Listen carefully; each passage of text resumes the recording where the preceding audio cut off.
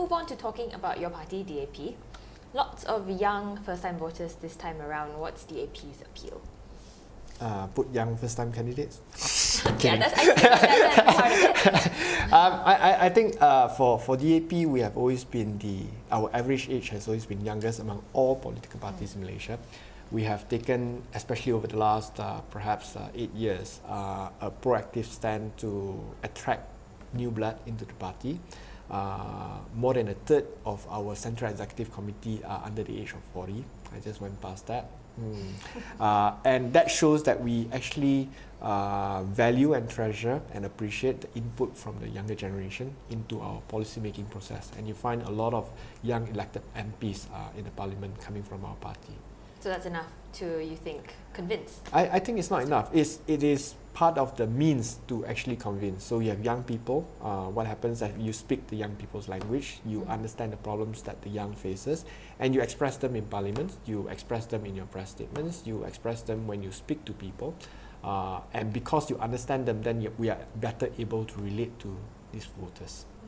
Now, earlier just now, you mentioned about speaking your mind within your party, and that's something you feel comfortable doing in DAP. Now, you made a statement saying that we should reduce the size of our civil service for it to be more efficient and cost-friendly, right? And now you made that statement, and afterwards Anwar turned around and said that that's not something Pakatan will do, and that it's a good economic decision, but not necessarily a good political decision. Do you still feel like you have the freedom to, speak your mind and execute your plans? Actually, I need to qualify the fact that we need to shrink our civil service. In practical terms, you can't do that. You can't do that for a simple reason that you cannot have a civil service that's demoralized and refuses to work with a ruling party. If they refuse to clean your drains, you're dead. Finished. If you chop off civil service by 20% and they start creating problems for you, then you will lose government. Will stop. So in practical terms, that's not going to be possible. What was probably what we call not misquoted, what was played up was the fact that I said that we need to find ways that some of these people are willing to accept on a voluntary basis, whether new jobs, whether retirement, or whether because their performances are so bad, we have to remove them. And to be fair, these points were exactly, what I did was actually quoted exactly what Prime Minister Najib did in his budget speech. But of course, when Prime Minister Najib says it, it's okay. When Tony Phua says it, he's anti-Malay because he's anti-civil service. Okay. And now back to Pakatan and the alliance. Many say that it's a marriage of convenience. You're now united against a common enemy. But many fear that if you do take over Putrajaya, that this will break down. How do you address this concern? Number one, it was a marriage of convenience, but we found love after that. Okay. Pro-arranged marriage here. Yeah, you can have arranged marriage and people still live happily ever after. We got to understand each other better. And actually, that strength has actually developed over time. I can tell you that at the start, I was very much against the past party as a whole. In fact, during my election campaign, I made sure that no one brings a past flag to any of my charamas. Wow. It's that bad. And after that, I got to know the past people. I got to understand their policies, their concerns, their issues. Hey, they're not so bad after all. And that applies the other way as well. They used to think that DAP is some mad Chinese chauvinists, communists, and whatever names you can call. And suddenly they realize that Tony Phua isn't so bad. Actually, we talk the same language. So I think there are a lot more common areas than people grant us for. If you look at whether we will fall apart after elections, look at Selangor, look at Penang, look at Perak. But that's because BN was still federal government. What's that got to do with BN and federal government? Why can't we implode in Selangor? Why can't we implode in Penang? We could have imploded in Perak, where it was so tricky. Because it was the greater goal still of taking I think the Putrajaya. goal isn't to just take over Putrajaya. I think the goal is to actually rule and rule better. So even after you take over, you have to prove to the people that you can rule.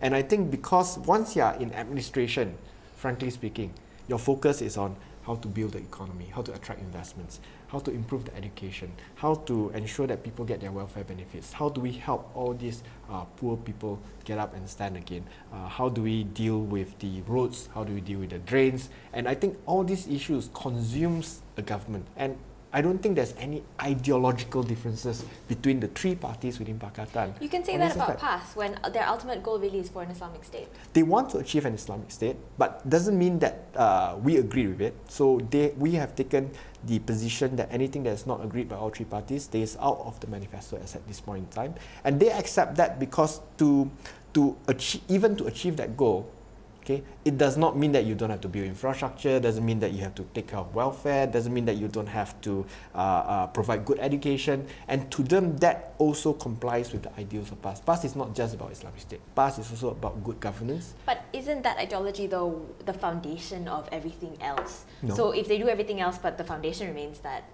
I think they understand every party understands the political process, that we cannot achieve our goals without the understanding from all the other parties. And I think that is the good foundation for all three parties to work together, because we also have goals that we perhaps would like to see that is opposed by perhaps Pakatan, by PKR or by PAS. And we understand that because there are some of the more controversial clauses, we can't put it in. So we work on the common goals and we deliver the common goals. And I think the people would like to see us deliver all these common goals, which are perhaps 90% of the aspirations of the people. So there's no worry then, because lots of people say, how can you really give assurance to non-Muslims that I think we've done really, really well in Selangor, Perak, Power, and in Penang. Okay. So next question, will you be standing again in PJ Utara? Not unless my party chops me off. If you do stand again Yeah. as MP for PJ Utara seat, why do you think your constituents would vote for you? I hope that I've shown that I'm able to voice up the issues and concerns of the people. I hope that I've also, over the past 5 years, shown that I'm able to, as a loyal opposition, uncover the mess and the corruption involved in many of the Barisan Nasional deals, to act as the firm check and balance for the ruling party, and as a result, in the process, help reduce possibly the amount of extravagant wastages and corruption that happens in Malaysia. Okay, speaking of that, you have a whole book, The Tiger That Lost Its Roar, Right. about Malaysia's political economy and how corruption has really crippled Yeah. Malaysia's economy. But I want to flip the question around and ask you, what has Najib done right in terms of our transformation? Najib has done right by employing professionals to write very good proposals and reports. So if you read the government transformation program, if you read the economic transformation program, if you read the new economic model, they look like they copied them from my blog. But the problem is what they present in these reports are completely different from what they actually execute. So he has done something right. He has gone to new economic model. If you read in there, they tell you all the bad things about new economic policy and the reforms they need to do in order to take them to the higher level. But when it comes down to the crunch, when he has to actually implement these policies, he holds back because of protests or because of vested interests that are involved in the entire political and economic web. So hiring professionals is all that Najib has done right, you would say? Really? Interesting. All right. Now, education. Really, you don't have an answer to add to that? I can't think of anything else. Interesting. All right. Now, education is something you're quite passionate about. Another viewer has a question for us, and he asks, do you think English should be the medium of instruction in our universities, our public universities? I think the English as a medium of instruction should be left to a matter of choice, and I think universities should have the liberty to decide their medium of instruction. So each university decides for itself? Yeah, and I think universities are allowed to compete, and students are allowed to choose. At this point in time, the problem is we have a central student allocation system that is completely opaque. It's like a black box. I got all A's. I dropped my name into the box, and I may get sent to University Malaysia Perlis to study some subject that could not have been on my top 3 list. No, so that happens, and I think that has resulted in a dumbing down of our universities. because of the lack of competition, because of the lack of concentration of talent and intelligence and intellect, and the same thing applies to our lecturers and our teachers. Okay.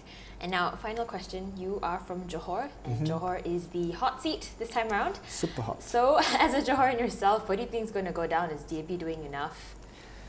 I think Johor has seen a huge transformation over the last 5 years, and I've been going down to Johor very regularly. I can tell you that in Berpat, my hometown, in 2008, when they were organizing a dinner, a fundraising dinner for the elections, they barely sold 40 tables. You know, we sell tables to raise money for elections. They barely sold 40 tables just before elections, so it's a hot period. Soon after elections, within 6 months, we were settling things like 200 tables, and there was not enough seats. And it got to a stage where it took about a month and a half to sell 200 tables. It became 1 week to sell 200 tables. And when it got to 1 week to sell 200 tables, they start doing dinners once every 3 months or 4 months. You know, because the hall can only maintain 220 tables. So I think there is a huge change in the mindset of the Johorians, particularly of the non-Malays, in how they see whether Pakatan is actually fit to rule. In fact, I would say that Johorians are jealous of Selangorians and Penangites. But Chua Soy Lek said BN-led Johor, it has more jobs creation and foreign direct investment than Pakatan-led Penang. So what do you respond to that? When the federal government puts the entire basket into Iskandar, it's very difficult to compete against the money and machinery that they have to attract the investment. If the same amount of money and investments is placed in, say, Seberang Perai, I'm very sure Seberang Perai will be getting a lot more investments as well. So you are pitching a state government against a federal government with 250 times your resources. It will be a miracle if we actually manage to beat them. But you're talking just now about DAP being able to kind of reach out to the non-Malay population, the Chinese population in Johor. What about the rest of them? I think the rest of them is harder work. Johorians, I believe, and there's a reason why they have been the bastion for Barisan Nasional for so long. It is also the birthplace of UMNO. Johorian Malays perhaps look at politics a little differently from Malays in other parts of the country. And hopefully with the efforts we have made to increase awareness, leaflets, dramas, social media, and stuff like that, we would have made some inroads into the mindset of the Johorian Malays, hopefully to see that no, Pakatan Rakyat is not an evil monster. We are able to rule, and we are able to rule better than Barisan Nasional. And so we'll have to wait and see what happens. All right. Thank you, Tony. Thank you so much.